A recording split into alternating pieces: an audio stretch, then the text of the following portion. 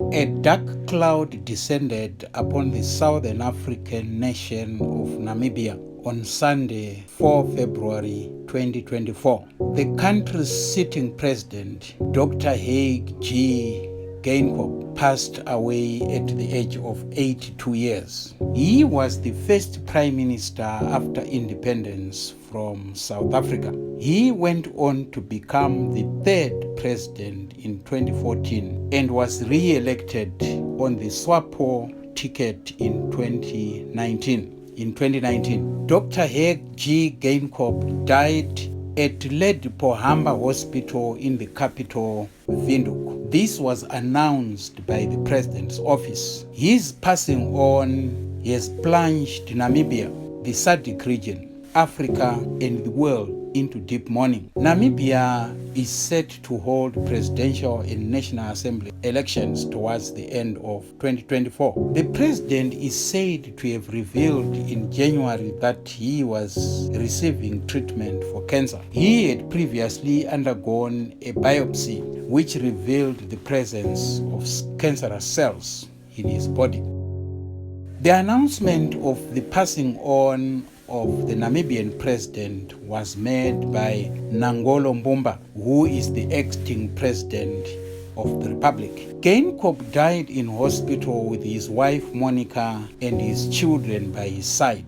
In 2013, Geinkob underwent a brain surgery, and in 2023 he underwent an aortic operation in a hospital. In not only a president, but also an academic, a patriot whose participation in the liberation of Namibia is without equal. He was also a distinguished fighter for constitutionalism and the rule of law. Hage Geinkob was born in a village in northern Namibia in 1941. He was the first president outside the Ovambo ethnic group, which constitutes the majority of the country's population. He became an activist against apartheid South Africa, which ruled over the country, and he ultimately was driven into exile, first into Botswana and subsequently into the United States of America. He remained an active member of the liberation movement while he was in the United States of America, and he represented the liberation movement, SWAPO, at the United Nations and across the Americas. In 2014, SWAPO won comfortably and he became president of the Republic. The liberation movement was voted into power as a result of its rich legacy in the struggle for independence and fight for justice. When SWAPO won its independence in 1990, he was appointed Prime Minister, a position which he held for 12 years before he returned it in 2012. In between top jobs, Dr. Hage Geinkob was also active elsewhere, getting various ministerial appointments and internal party positions. He was an active member of the liberation movement. His first term was threatened by a number of problems, and at one time people thought he was going to lose in his bid for a second term. One of the problems that he faced was that Namibia was undergoing a recession. The economy was not performing up to expectations,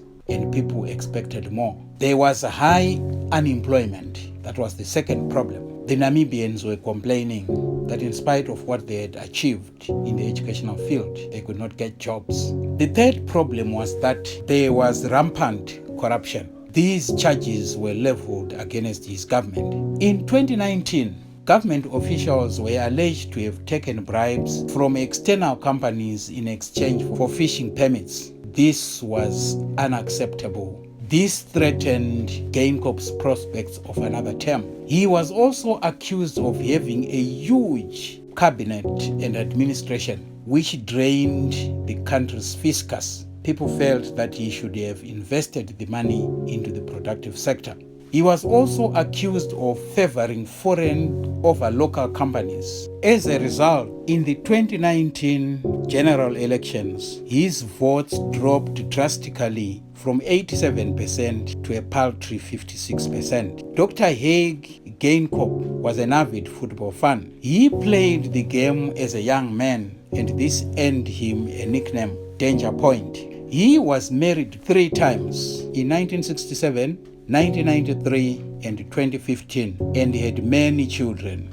May his soul rest in peace. The region has lost one of the leaders who was a beacon of light and who aspired to have prosperous nations without necessarily the help of foreigners. He believed Africans could rise to the occasion. He believed Namibia would be better than it was.